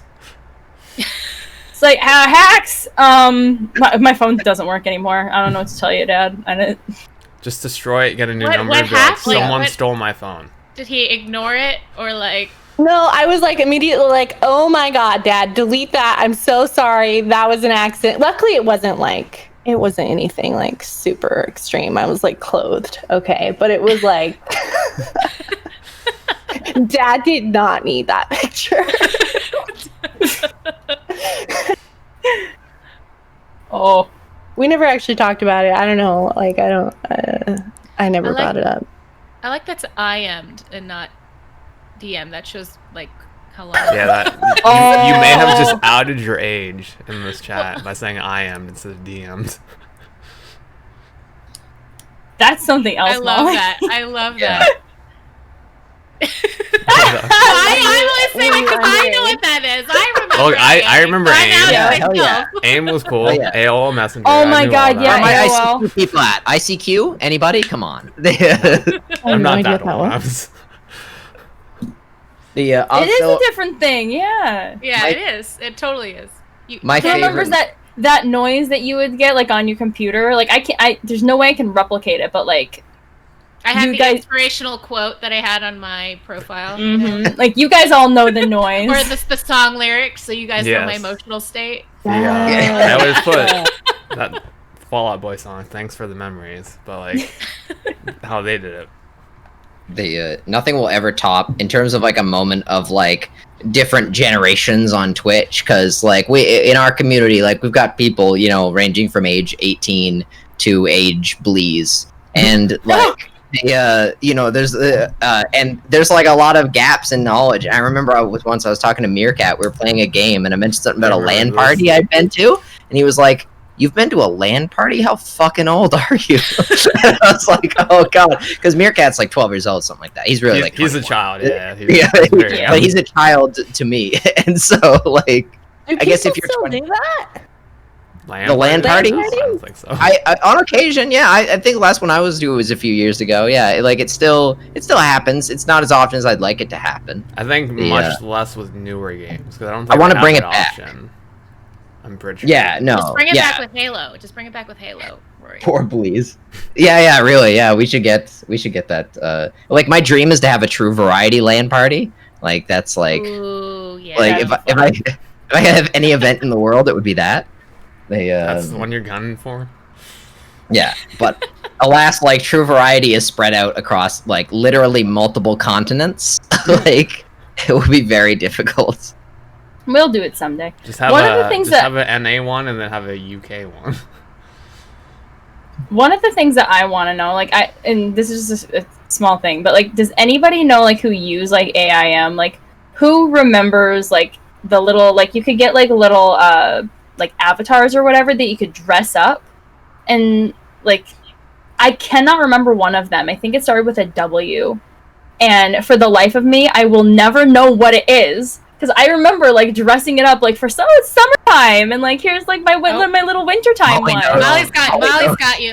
Oh my god, please help me! The only thing I remember is like, Wonder do you Doll? remember Is it the Wonder Doll? talking No, I don't think it paperclip? was Wonder Doll. Let me look it up.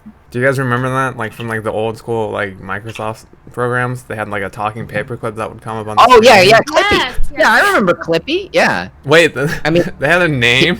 yeah, he was Clippy. Oh, I mean, I he was thought it kind was of a just prick, talking to be honest, paperclip. all things considered. Yeah. But Yeah, he like- never helped. He was just kind of like, "Oh, have you tried doing this?" I was like, "No shit." Like it's like, "Have you tried saving?" It's like, That's what I'm trying to do." And Did you ever see the comic? It's like like my favorite thing was the old Windows loading estimations, and it was like if the Windows loading estimations were a guy, and it's like, I'll be at the party in 2 minutes, I'll be at the party in 15 hours, I'll be at the party in 1 second. I feel like I will never know what the heck this thing was, because I can remember like you could have it like in your little background, and like whatever friend you were talking to could also have theirs in their little background. And like sometimes I feel like I dreamt it up. I'm like, did I just dream this up as a child or something? I have no idea. Well, you have validation that you didn't, because Molly remembers. Well, thank you, Molly. I appreciate you very much. Buddy icons, yeah. I remember buddy icons. Oh my god. See, I only used it for like chatting purposes. I never got into the whole like customization thing. Like, but that's like my the friends first and I thing liked do it. now when I download stuff is do customization. I remember there were a bunch of different ones because there was like IMVU ones I think that you could do like just as yes, you did, cool guy. like cool avatars. Oh my god. Yeah, I will never know what the hell those were. They were very anime looking to me. Like the one word that I think of is just weeb, and I don't know why. And that's it. Like I think I dreamed it up, to be quite honest. I don't know. Someday I'll find it. Since we're going down memory lane, do you guys remember on YouTube back in the day when like the thumbnail was always like some weird shit and you click on it and it had nothing to do with the thumbnail, and then it was like let me see if I can get it to work like... again, Molly. One sec. Me too. I disabled hyperlinks, so you should be able to post. What? And I do remember that, Trev. Yeah. The like bizarre thumbnail content matchups were like a trademark of. I mean, they still kind of are, but in a different. Now it feels like they're more of a marketing thing, whereas back now then it's more clickbait like, stuff. Like yeah, it was something like that, but it was different. Like the characters were much like bigger, and not as like really person looking. I guess I'm telling you, I think I dreamt it up. In 2014, cool guy. Why were they using AIM in 2014? Is that because that's all they knew how to use? Oh my god. Were they running Windows 97 too? Cool guy, you'll like this. You'll like this as a tech person. One of my friends started a software development gig for a company that didn't technically really do software development. He was just hired on as their resident software developer. And when he asked what their password storage system was, they said literally, I shit you not, Greg remembers them. They had one guy named Greg who was responsible for remembering all the passwords. And if Greg, I don't know, quit, ran off or got hit by a bus, I don't know, they just wouldn't be able to get in. Fell in the cabin during a thunderstorm. Oh my god. Yeah, exactly. What if he wasn't there? Then they're like, oh. MSN Messenger for a long time. I never used that one. I used that one a lot when I was. I know I had one, but I know I never used it. Well, I can remember like being able to really customize the one that I used because, like I said, we had like the little character that you could have in the background, and like if somebody messaged you while you were like away, you could put like your little away message, like, "Oh, I'm taking a shower," or "I'm doing something. I'm off somewhere." I think I remember that because I've messaged a few people, and then that came up, and I was like, "What the fuck is this?" So I just kept spamming them with messages, and then like they were like, "Dude, I was like, oh." I never used ICQ. I don't think I did. I don't think I did. And I think is that where XQC got his name from? Did you know? Wow. He's way too young for that. Did you know about it though, Melly? No, I don't even think I was aware of it. Okay, was it a new one for you as well? Oh, I'm embarrassed. I'm the only one who knows about ICQ. ICQ, yeah, I've never heard of ICQ. Hey, had a Sega CD. And that lets you know how like out there ICQ is. Oh my gosh. ICQ. Is that like the Linux of messengers? It's the Linux of messages. Are we all the right age range to remember and appreciate Homestar Runner? Oh yeah. See, I know what that is, but I don't remember if I wouldn't say remember and appreciate is the word I'd use. It's like I'm not sure what's the combination. Girl Squad. Yeah. I just remember being really like Homestar Runner was like the thing to do when the teacher wasn't looking in computer class. I remember it existing, but I don't remember having much interaction with it. Mm. See, with mine, it was like whenever the teacher wasn't looking, we just played games. Checking my emails, yeah. Oh my god. Is that like, what was that? Neopets? Is that like similar? Wow. Or the Tamagotchi. No, but who remembers Neopets? 9 years, Yeah. they'd still be alive. I very remember Neopets.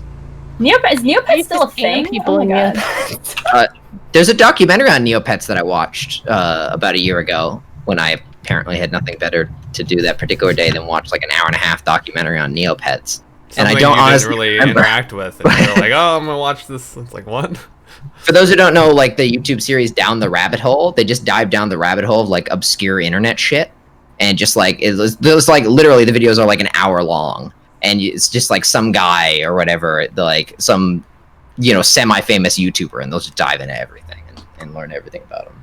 Remember Netscape? Hell yeah, I remember Netscape and Ask Jeeves. I still wish I could ask Jeeves sometimes. Google Video, yes, I do remember them. Oh, Google Video. Yeah, that's why Google bought YouTube, because Google Video was fucking terrible. So bad. I don't think I ever remember anyone going, hey, can you Google Video this for me? I was always, can you YouTube this for me? If Google bought Twitch, that wouldn't be a bad thing, though. Because, like, Amazon's not that great. So, like, I say that somebody who works for them. I have mixed feelings about it now. Like, looking at what happened to Mixer, I have mixed feelings about Twitch and the way it's run, and whether I think someone else that I know of could do a better job. Elon Musk. No, I'm just kidding. I really hope it's not Elon Musk. Oh my god. That'd be the type of shit he'd do, though. Just like out of boredom. Oh, it totally. Well, he'd tweet about it for sure. I don't know. I don't want to say anything bad about Elon Musk because then he'll tweet about me. But that's what he does to AI. Some random video, and then like some dude was talking shit on me. No, seriously. Like in the AI community, like we have a really complex relationship with Elon Musk. Like there was someone very famous, I think it was Facebook's VP of AI, who tweeted out a while ago. He's like, just so you know, in AI community, like we think Elon Musk doesn't know what he's talking about, and none of us respect him. Well, he had nothing to do with the actual like creation of the technology that Tesla uses, right? And like the actual AI software, the software that the cars use, right? He like bought into the company and is part of that. So my understanding is that to name him as a founding member, which he was not. My understanding is that his engineering title is ceremonial, largely at that company, and that he doesn't actually do a lot of the engineering. He bought his way in. It's just like, all right, I'm in charge of this. Yeah, that's not how it works. And also he talked a lot of shit about the entire Black Lives Matter movement. So I will say a lot of shit about Elon Musk right now.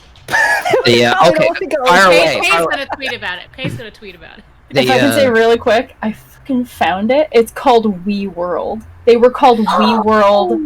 Oh. It was WeWorld avatars, and I'm dead. Oh my god, I forgot how much these things looked like South Park characters. So you're vindicated. This was a real thing. It was real. Thank God you found that. It did have weight in it. I was right. Okay, I'm so sorry. Please continue. Wait, no, I'm glad you found it. Is that why the Wii characters were called like Mii's or whatever? Because Wii World was taken. No coincidence. No, because it's WEE World. Oh, okay. I'm glad you found it, because this isn't the first time Morgan has mentioned this to me. Actually, that I've heard of these characters. So I'm glad we have resolved that. So okay, so Kay, I'm not gonna go on an Elon Musk tangent. You can if you totally want to. No, please go ahead. God no. Like, you gotta talk use it about as your channel trailer. I would love a rant. I would love. You gotta talk about his kid's name. Like, what is that kid's name? Have you not seen it? It's like look it up and try to say it. I'm a fan of Grimes. I'm down with Grimes. Her do you music. remember those like equations you needed to learn in math class but never actually used? It reminds me of that. Okay, well, so literally... we don't need to start talking shit about math now, okay? Let's leave math alone, alright? Okay, so like, literally, I'm gonna put it in the chat. I think they said, and they go back and forth on it, that it's pronounced X-A12, but that's literally what it is. And they've had to change it so many times to adhere to California law, apparently, because I guess they can't have, like, dashes or numbers or something in the name. I can't remember what. But they've changed it a bunch of times. Because unless you're like the third of something or like Yeah, they have changed it like 3 times, and I guess Grimes like had said that like, they said let's see, Musk had responded, I mean it's just X, the letter X, and then the AE is like pronounced Ash, and then A12 is my contribution. It's like supposed to be, oh my god, this was so weird. It was supposed to be like, let's see, their favorite aircraft, and then also a song called Archangel. Yeah, I do remember. X stood for the unknown variable. The AE was AI, that's which too was fucking shortened. Much. Wait a minute, I'm not done. I'm not done. It's wild. Okay, wait, I got to the other part. So the AE is AI, which was shortened for artificial intelligence, and then also means love in Japanese. The A-12, precursor to the SR-17, their favorite aircraft. No weapons, no defenses, just speed. Great in battle, but non-violent. The A also represents Archangel. She described as her favorite song. That aircraft, what is it? An F, some shit? A-12, precursor to SR-17. That's what triggered my memory that I did see this, because Grimes, somebody asked her, like, what the fuck? And she explained it, right?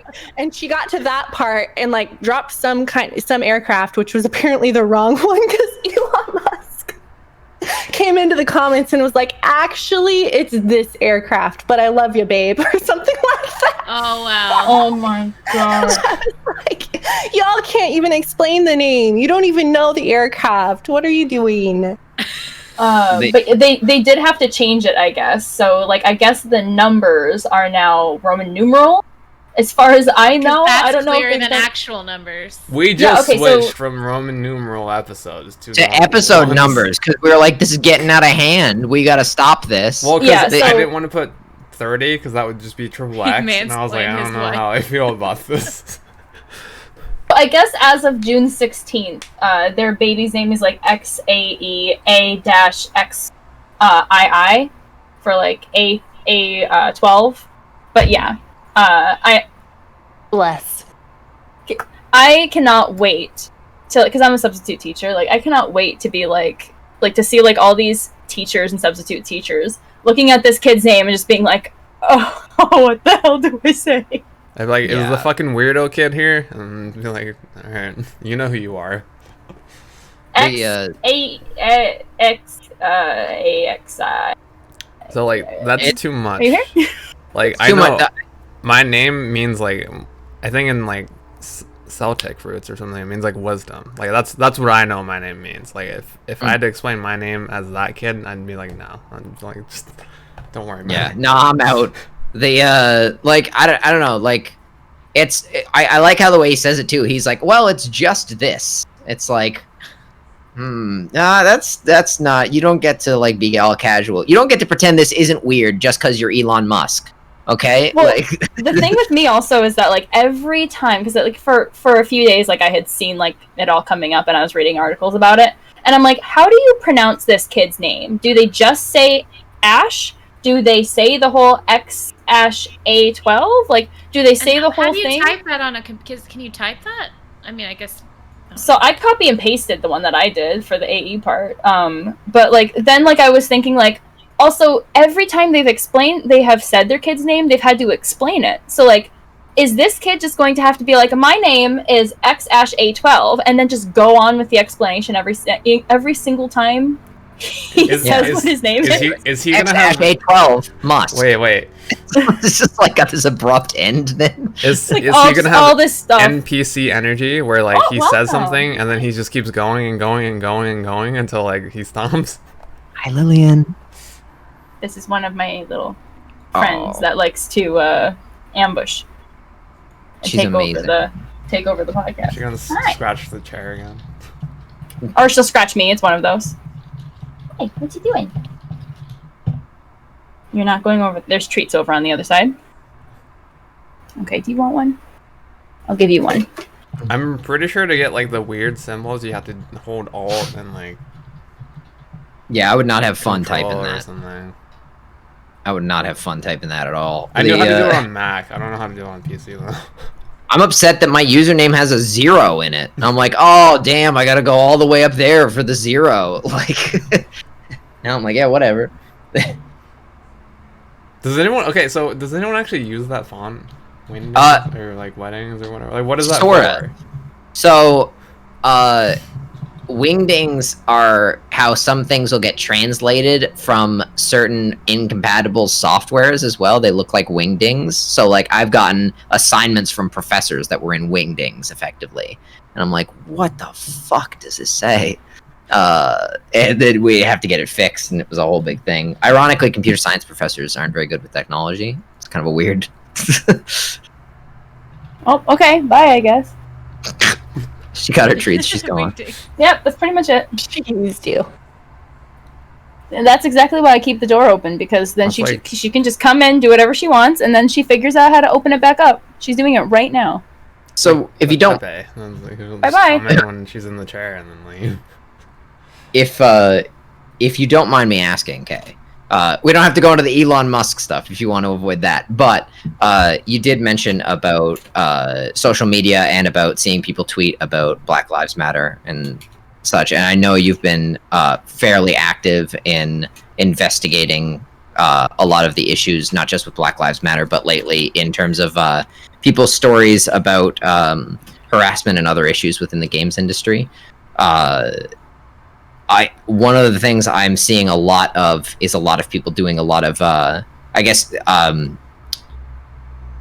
cleaning up of their like legacy followers lists where they follow like a ton of people. Are you seeing a lot of that too, where the connections? I feel like the network of Twitter right now is changing quite a lot. Yeah, I mean, I don't know that I've necessarily seen, at least in my immediate sphere of people, any like unfollows or, you know, cutting of ties that really had much impact.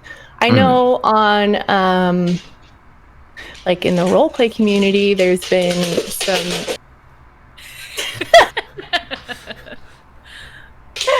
he's still going. He's just rumping. I don't know. I love that. No one's even playing with him. He's just zooming. I don't know what's going on here. Oh, that's one of my favorite things. We have a corgi border collie named Sunny. She has lots and lots of energy. So she'll just at sometimes she'll just start just zooming around the house. I don't know what prompts it because he doesn't have a ton of energy. I think he's playing with the cat right now. I think we're going to see more of that, and I think that's a good thing. For the most part, I think my default is to just generally believe survivors. And if it's within my realm of authority, or I don't know if authority is the right word, but if it's within my realm of power to cut somebody out of a space, I will take it upon myself to do my due diligence and make sure that the allegation is credible. But I mean, beyond that, I just kind of default to believing, and there's so many people that are genuinely good and kind and caring, and I just don't see any need to kind of like spend time on the gray area people, you know? So that's kind of my default to it. I know, like, within the RP community, I know that there's been some people that have been directly affected, and that community is pretty, like, I'm not going to say tight-knit because it's massive, but I do think that has a really big ripple effect, which is good. I know, like, our little server, we've had some people that we've, like, kicked out in the past for similar stuff, and we just kind of made a point to, like, make an official list of, like, well, these are the people that we've kicked out. These are the people that we're not letting in ever. And we actually have, like, a list now with their, you know, Steam ID and stuff, just to try and prevent future problems. But yeah, I think those are good steps. People's like connections shifting. I honestly think that that's kind of a good idea also, to be quite honest, to like write them down and remember who they are, because even though they're out of your community, I feel like once they're out of your community, they'll, like, people who like to cause problems or who are doing not so good things, I suppose, are just going to go to another community to do it. So it's always good to know, because you can be like if you're in another community with somebody, like, for example, because I, like, right now with a whole bunch of stuff that's coming out about, like, sexual harassment and all that, you know, I I would hate to know that there's somebody like in my community, for example, that has been sexually harassing like somebody in another community, knowing that they might be doing that to somebody in my community, you know?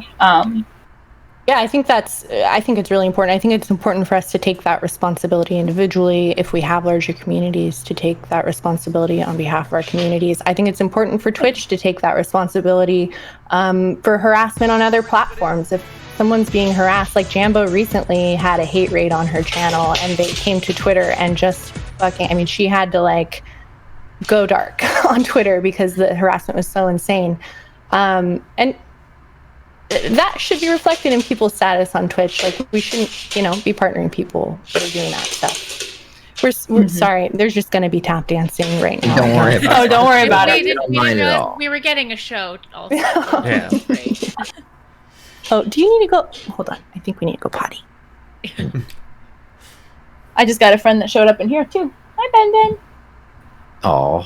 Hey, bud. What are you doing? I think I'll give you guys a link if you wanted to put it in chat. A couple links, just based on this conversation. Since Jambo came up, let me see if I can find it. She actually submitted some a list of suggestions for safety features that Twitch could use. So I would just recommend going to this and reading through it and then voting on it so that it gets some visibility, because I think everything in there is super vital. One really simple thing would be the ability to include images in when you're reporting somebody for harassment. To be able to include screenshots would be great. And is that not an option? No. Oh, that totally should be. Yeah, that should be. Wow. No. Super dated the only technology. reason I know that is because I used to do a bunch of fake reports to screenshot and just like meme with, and it's only just text or like reason. Yeah. I think, by the way, your suggestion of keeping a list is really, I've recently started doing that for channels I mod for. If I encounter someone who I know through the community is really, really problematic in some way and has a history of harassing people, I actually have a list now of like basically shoot on site in terms of getting rid of people who just show up in a channel I mod for. Okay, so I will link this into the chat. So I think that list is actually just so tangible and like, kind of vital. Like, these things should be in place, and like the clear fact that next they're steps, not, essentially. yeah. And I definitely think like being a Twitch streamer, or like on anything, I guess, like having some kind of authority, in like on some kind of website or whatever. I think it's really important, especially like for all of us, for example, like who are all streamers who have their own communities, have their own Discords and stuff, that we make sure that we tell other people, like, hey, just so you know, like, this person had been in my Discord sexually harassing like some of my I don't want to say viewers, but like my friends, I guess, but like people in my community. And I noticed that they're also in your Discord and hanging out in your channel. You might want to watch out for them or do something. You might want to get them out of there, because they could be doing the same exact thing to other people right now that they did to my people. And like, I don't want to like even like, because I know some people be like, well, that's not your business because that's their community. But it's like, but it is my business because they were in my community at one point, like, for example. And like, I would not want anybody to be like doing that to anybody else in any other community, or like partners who are using their platform to do terrible things, like people like that shouldn't get to keep partner, Yeah, the crazy thing, like with Jambo's stuff, and I think this is why, so there's also like a rad petition we could link. It's just basically just like another call to action for Twitch. Like, I mean, we all today made the decision not to participate in the Twitch blackout, right? And I think for me, like, I have a lot of reservations about that concept. I think it's problematic to ask, people who are survivors, essentially victims, however they see themselves, to step back from their primary platform and lose their voice for a day and lose income for a day.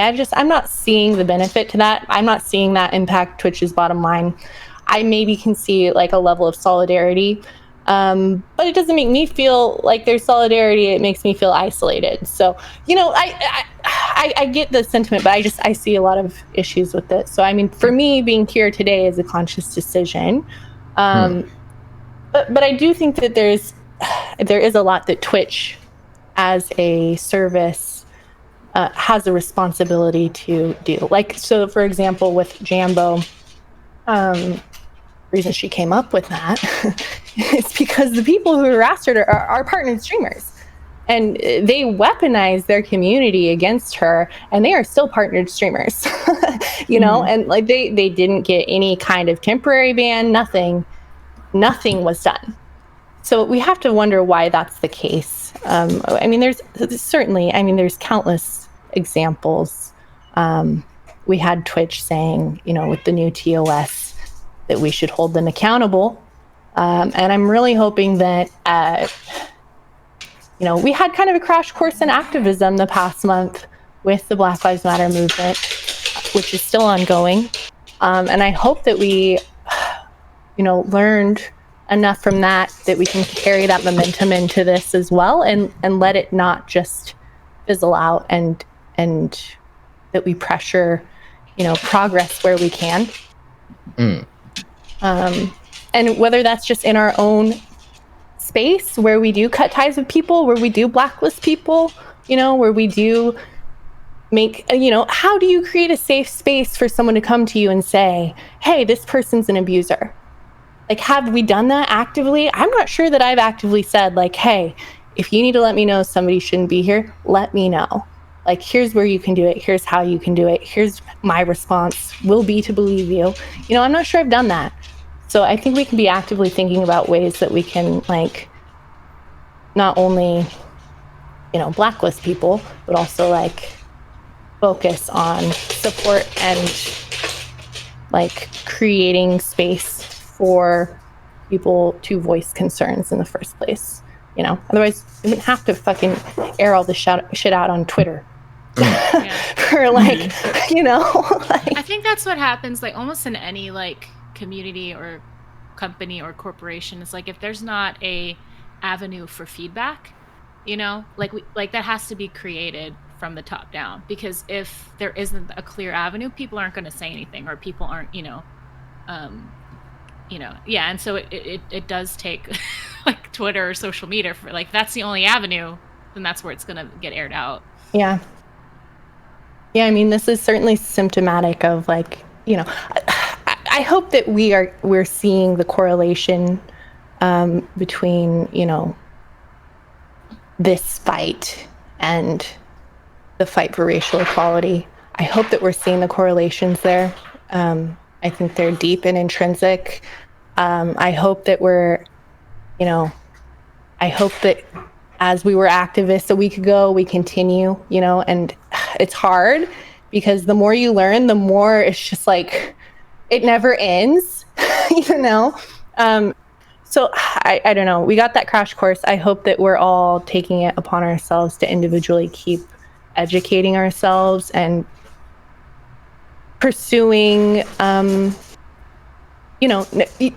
ourselves with knowledge, A, and then B, I don't think we have to be activists in the sense that we all have to have an opinion that we vocalize. We don't all have to be leaders in the movement.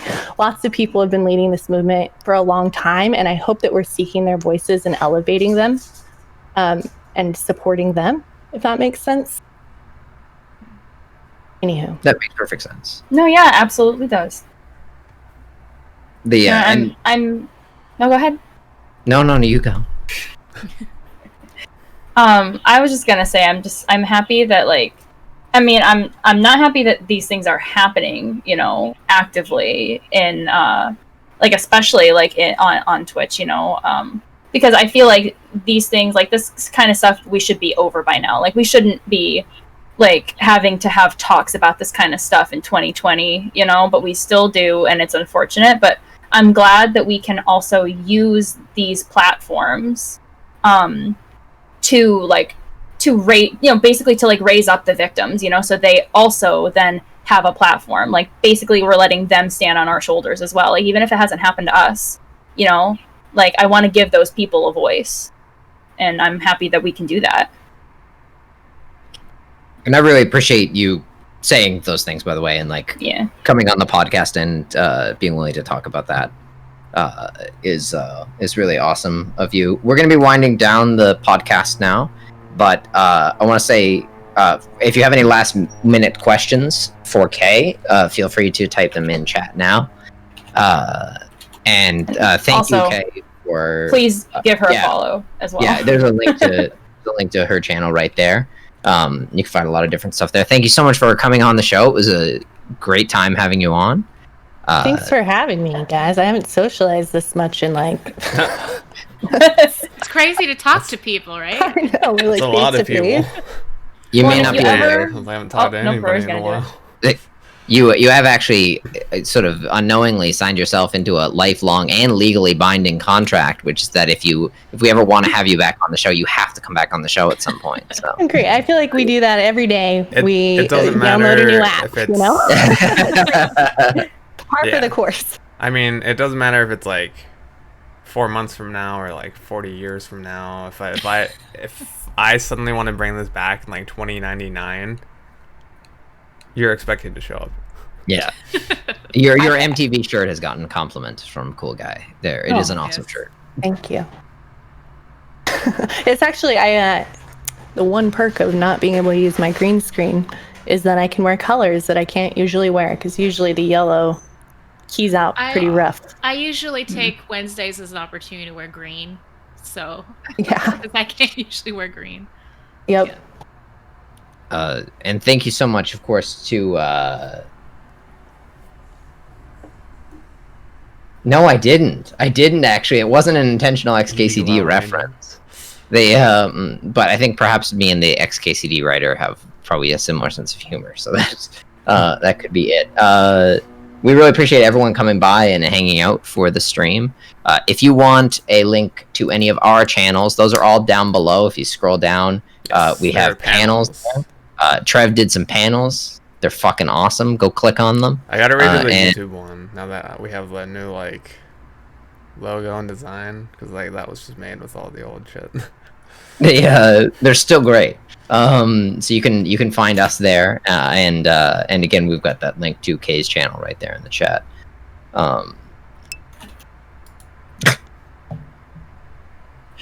We're going to be doing a raid now, and the person we're going to be raiding is not playing The Last of Us. And that's one of the few. So we can protect from spoilers. Yeah. And Trev is about to tell us who it is. Oh, am I? Eric! I don't see a name, though. You already know. Welcome, Eric. It's good to see you. Am I supposed to choose? I hope you're well. Yeah. We didn't rehearse this, guys. I wasn't prepared. No, we did not.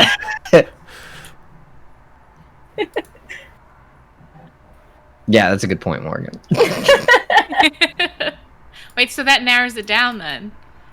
Quite a lot. Okay, yeah. Oh my god! It's there's only thank one you, Molly. person. It was really nice to meet There's you. only 2 people. No, it's fine. It's fine. I just because this name came up earlier. So. All right, everybody. We're going to be that's rating Vix. If you don't know Vix, we're about to fix that for you.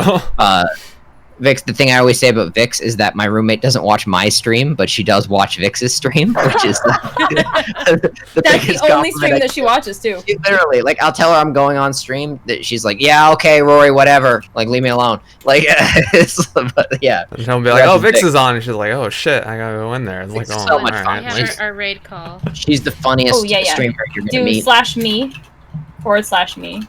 And then include any email you want. Streamers become raiders. Include any of our wonderful emotes if you got them. If not, just drop like a love or a hi or something pleasant.